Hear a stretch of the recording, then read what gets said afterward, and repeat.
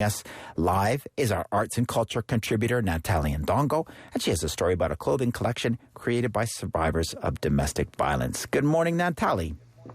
Good morning. So this is a really cool initiative to support women. The company's called Niango Designs, and it's a small, pretty new fashion company based now in Montreal, created by Rachel, Diane et Poupa. And she designs women's wear. In fact, the name of the company, Niango, means woman in Rachel Diane's native language, Bassa, which is one of the official languages of Cameroon. And part of the brand's mandate, however, is also to use fashion to raise awareness around issues that are impacting women, or even to find ways to help support women going through social or economic difficulties. I actually met Rachel Diane 2 years ago at the Salon International de la Femme Noire, and so she just finds the spaces where she can be with women and be inspired and find ways to support women's causes and issues. So when Niango, the company, was based in Dakar, 2016, for example, the current collection made there included handmade textiles created by women artisans, or Rachel would also donate profits from her sales to a shelter called Universel. It's like a play on the word universel, but it means united, vers elle, towards women. And so she wanted to do something here as well in Montreal, a collaboration that would be creative and sustainable. So she volunteered with Auberge Transition for a few months, and that's the organization that services women and children who are survivors of domestic abuse. And then she decided to pitch an idea of creating a capsule collection with some of the women from the center, and the choice actually to focus on survivors of domestic violence is especially personal for her, because she says, as a child and as an adult, she really witnessed the suffering of women going through domestic violence. In Douala, where I have some of the best memory of my life, but it was also an environment where domestic violence were normalized. So I grew up hearing women screaming, from being beaten by their husband. And I was also wondering why nobody did anything about it. And when I tried once to support a woman that was beaten, I got beaten myself and punished for a few years because of that. But it's also a problem that touched so many women, no matter the space, the geography, the education and stuff. So you cannot pretend to be, a brand that supports women without caring about their problems. And for Rachel Diane, it's more than just caring. She really wants to have a real impact. So how does the collection do that, Natalie, have an impact? So there are many ways, in fact. First off, she just really wanted to bring a kind of community art project to the women who use the external services of the Auberge Transition. So the external services regularly program workshops and activities for clients who are sometimes using the shelter or are in transition, or in some cases still living with their abusers. And Rachel Diane was thinking about the project as a form of healing. I even actually found a few articles written about art therapy being used to help survivors of domestic violence and trauma. And it was actually quite striking to read the similarities of the testimonials in those articles, people expressing similar feelings and ideas that Rachel Diane shared with me about what she heard from the women co-designing with her. Women like Julie. And we're only going to use Julie's first name for her safety and her children's safety as well.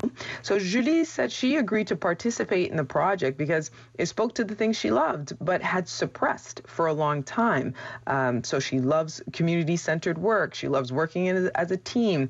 She's interested in marketing. In fact, she studied marketing. And she's also interested in visual arts. She said she can't really draw, but she likes to color.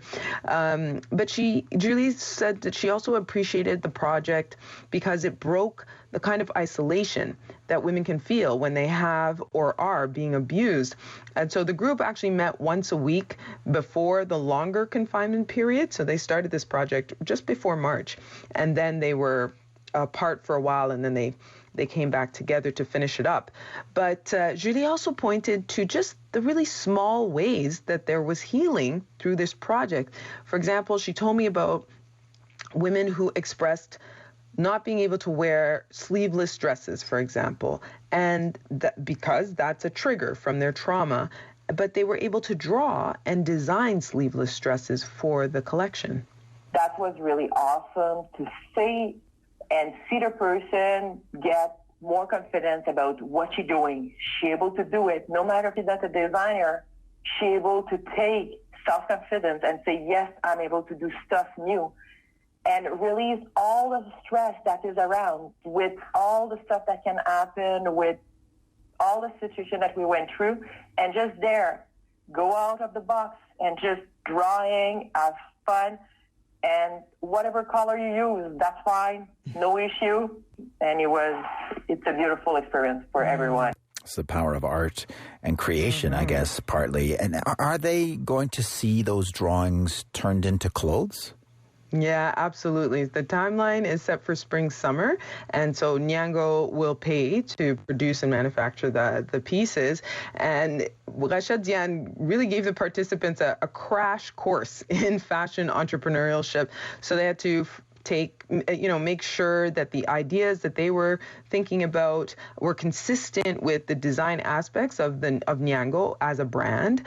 In terms of the collection, instead of producing a full collection, which would normally be 22 pieces, it's a capsule collection of 10 pieces, and that's just the current business model that she's using, especially because of the reality with the pandemic.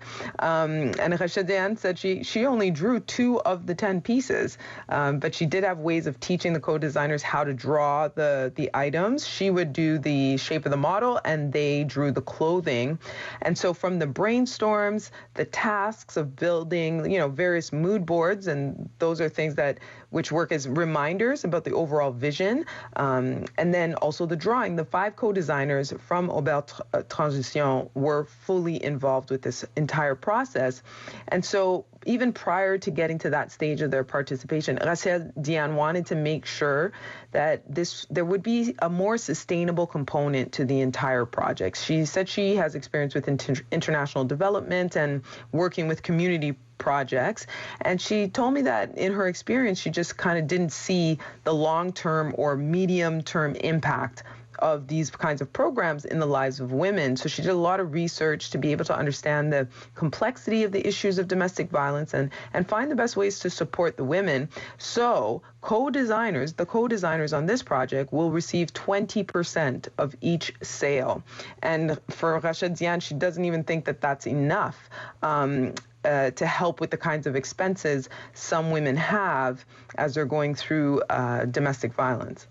I just didn't want it to, kind of do a scientific experiment or an experiment with my brand and to just generate publicity around my brand. But I wanted to make sure that what we are creating is going to be beneficial actually for everybody in terms of raising awareness,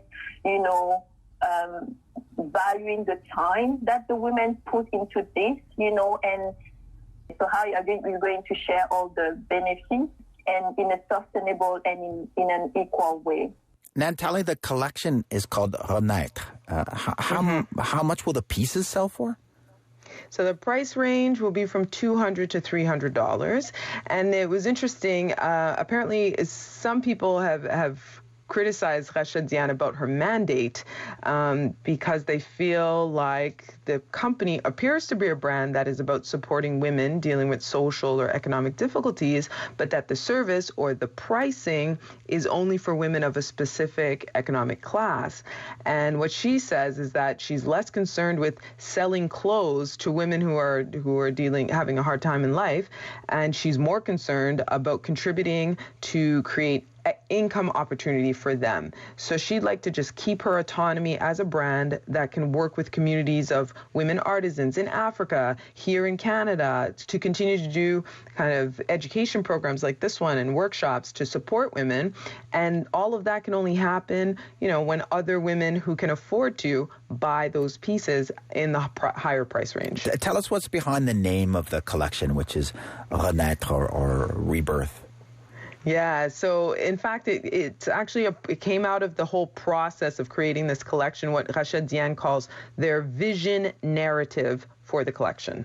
Part of it was to ask them to bring subjects that symbolize their journey with domestic violence, but also it was image that speaks to them. It was sentence. It was women that inspire them in general. For some women, it was crystal and it was like an object. Some women brought a butterfly, and roses. They were all sharing why these were important to them. And we tried to include all these information in the collection. And so, in fact, the name Renaissance kept coming up as in renewal. But as Julie, one of the participants, pointed out, it would kind of suggest ideas from that historical period in Western culture and therefore a particular kind of aesthetic as well. So they came up with Renaître instead, which speaks to the same spirit of renewal. But Julie also explained to me that as survivors of domestic violence, there is a rebirth that happens. And she needed to communicate her thought in French to be clear.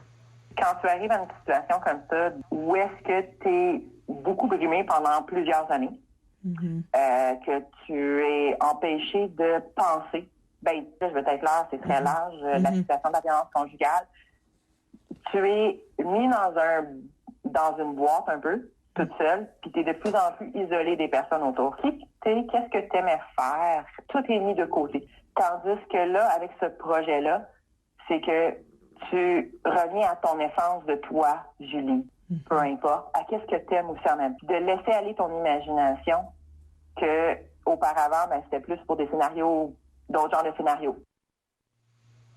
So Julie describing what it's like when you're going through domestic violence, when you're spending years being abused and in some cases, being prevented to think for yourself. And she addressed the fact, of course, that it's a wide range of what domestic violence can look like. But she talked about being put into a box and being isolated from other people, and therefore who you are and the things that you love and care about are put to the side. And what she said is that with this project, you come back to the essence of you, or the participants, herself included, came back to the essence of themselves, whoever they were, whatever they loved to do, and their imagination was able to explore and grow, whereas in the past, their imagination was basically we understand, just survive.